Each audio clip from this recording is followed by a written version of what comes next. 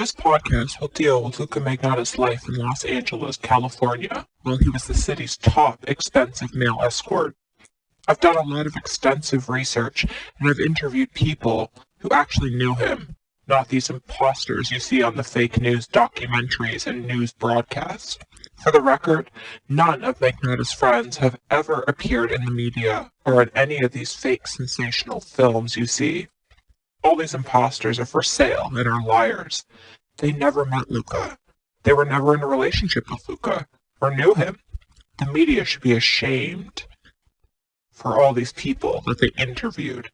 These people out of sheer desperation to be in the media for interviews, to be connected to Magnotta. And nobody who was friends with Luka would speak with the press. So the desperate press pays irrelevant transsexuals to do interviews. Luka never, I repeat, never dated any of these lying transsexuals, ever, period. Magnotta took a lot of pictures with fans and groupies and people at parties. It doesn't mean he actually knew or dated these losers. After Luka was arrested, these irrelevant fame seekers came out of nowhere and started doing interviews and collecting money, claiming they dated Magnotta. Not true. So I've contacted and interviewed people who actually knew Luka, so I'm able to give the correct information. Also, for the record, Luka had zero contact with any of his relatives for the last 20 years. He is now estranged from even his parents. In my opinion, it's sickening these relatives continuing trying to use Luka to gain attention and money. Luka will never speak to any of his relatives again. They know nothing about Luka's life as an adult. They're completely irrelevant to Magnotta's story. So Luka lived in Los Angeles on and off for many years. If you watch the film or read the book LA Confidential, you will see a lot of similarities in Luka's life. Luka was friends and roommates with porn star Timothy Bohem while he lived in Los Angeles. They were best friends and would go to parties together and were successful male escorts in the City of Angels. They both would go to parties at Chi LaRue's place. If you want to speak with somebody who knew Magnotta, speak with Chi LaRue, or speak with John McKellar, Luka's Toronto escort manager, or Nader Eid, Luka's ex-lover in Toronto. I've discovered while in Los Angeles, Luka was involved in a lot of romantic relationships. Yes, Luka is bisexual and dated a lot of women in the past. He has learned his lesson these days and doesn't get involved with women any longer, since most women are troublemakers, especially the ones who stalk him, desperately hoping one day that he will marry them or enter into a relationship with them. Here's a newsflash. To all the female stalkers of Magnotta, you will never be his friend. You will never gain his confidence. You will never speak with him. Luka is well aware of the fact mentally unstable women cyberstalk him. He is extremely against this now, because all of the complete female nuts who have stalked him, most likely these female nuts are viewed in this podcast. Luka is not interested in you. He doesn't associate with fat people, ugly people, or losers with no lives. You falsely believe he is not able to be judgmental because of his past. Well, he is judgmental and doesn't speak to these obese, obsessed fans. So move on.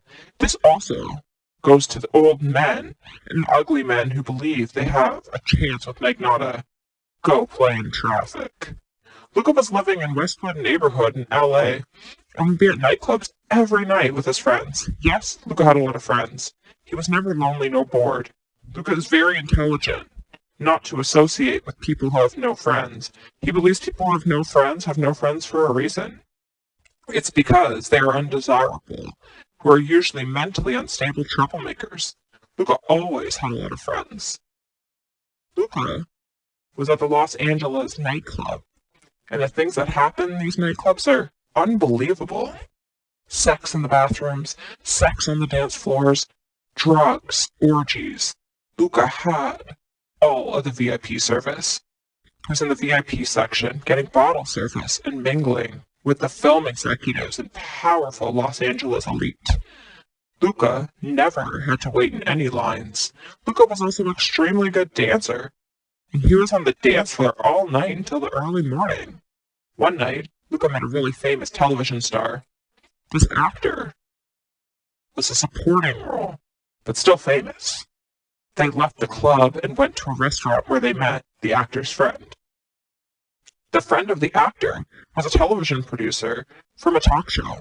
The talk show producer from Chicago was vacationing in LA, and the three men went back to the actor's place for some fun. The producer wanted Luka to smoke a lot of marijuana and engage in sadistic sex with leather and restraints and role play. Luka was not into that sort of sexual activity, but was very shocked to see the famous TV star was into it. The guy was into extremely large dildos and being degraded.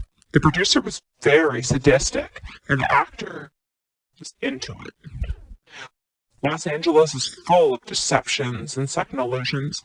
Everybody puts on masks and faces to appear as something else. Everyone is for sale in LA and trying desperately to get ahead. Luka said once that he believed nobody was completely straight. Almost every person he has ever met was bisexual to some extent on the spectrum. It's amazing what goes on behind closed doors in Los Angeles. To this day, a lot of people Luka know in Los Angeles, the ones who never made it. They try to contact Luka so they can gain his trust, and maybe they believe they can sell stories about him to the press, or one day sell his letters and photos to get 5 minutes of fame. These goofs will never be anything in life and should be ashamed at trying to betray somebody to get a story published about their irrelevant life. Then they justify their actions by claiming Luka deserves it because he is evil. All you pathetic nobodies really need to get a life. Nothing you say about Luka is relevant. Nothing you say about Luka will affect him. He doesn't care. And you are irrelevant. Windbugs. Also, while Luka was in Los Angeles, he would, as I've learned, go to see a therapist to discuss all the sexual and physical abuse he experienced at the hands of his demented mother. As I've stated, Luka had very minimal contact with this woman since he was 16. She had almost no involvement in his adult life. Luka despises the bitch. Read the court records to confirm all of her sexual abuse on him. She molested him and his siblings for years while Luka was a child. Then she allowed her sadistic boyfriend to sexually abuse Luka and beat him. Luka received a lot of help from this Los Angeles therapist, and it's good he kept it all very private. On the contrary to what you believe, Luka's life is absolutely none of your business, and you have no right to know anything about him. You people are not in relationships with him and need to get lives. Luka Magnotta has been accused of being involved in a lot of unsolved murders and different crimes. When asked, he always denies all these accusations. His idiotic sister claimed lies about him. For the record, Luka despises his sister, who is a master manipulator and a conniving bitch. Luka completely denies involvement in all unsolved homicides and other crimes he's accused of. Luka was framed by David D'Amato and Derek McKinnon. Do your research, people. Luka is being falsely imprisoned and was wrongfully convicted. Fat old men from Florida with multiple online aliases naming and claiming to be actively trying to free Luka need to get a life and stop using Magnotta to get attention.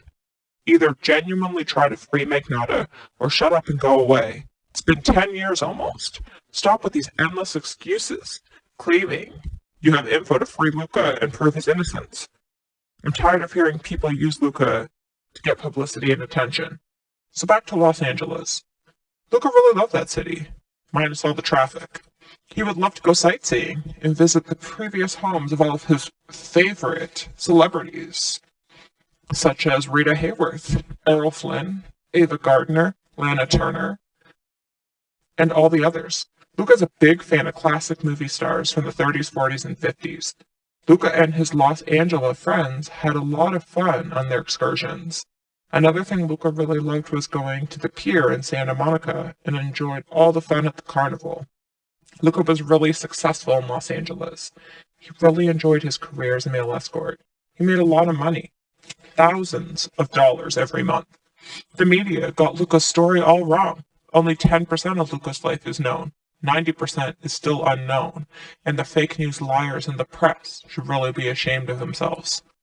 None of the exciting things in Luka's life have been reported on, such as his career as a male escort for 10 years. Luka was really successful for 10 years, traveling internationally to over 40 different countries. I guess the idiots in the press would rather focus on nonsense and interview irrelevant nobodies. As we all know, the lying media reinvents people's history to fit their narrative. Luka's story has never been told correctly. The fake news documentaries, such as Netflix, is completely ridiculous and false. Luka never has had ever any online aliases on internet accounts. He never entered any Facebook groups using aliases and identities. It's all lies. It's impossible to prove. The books written about Luka are irrelevant bullshit and poorly researched. Luka lived a very fast-paced, glamorous life and always had a lot of friends. He was extremely successful. He never lived in that apartment in Montreal where the murder happened. It was only a whorehouse used for work where he brought his clients. Luka was framed and harassed. People, do your research. So Luka, while in Los Angeles, lived in 3 places, I can confirm. A house in Westwood, he had a condo in Santa Monica, and would rent out suites at the Beverly Hills Hotel. Luka would frequently travel in Los Angeles. He lived all over Los Angeles. Well, I hope you enjoyed these stories on this podcast. If you did, please like, share, and comment. Thanks, everyone.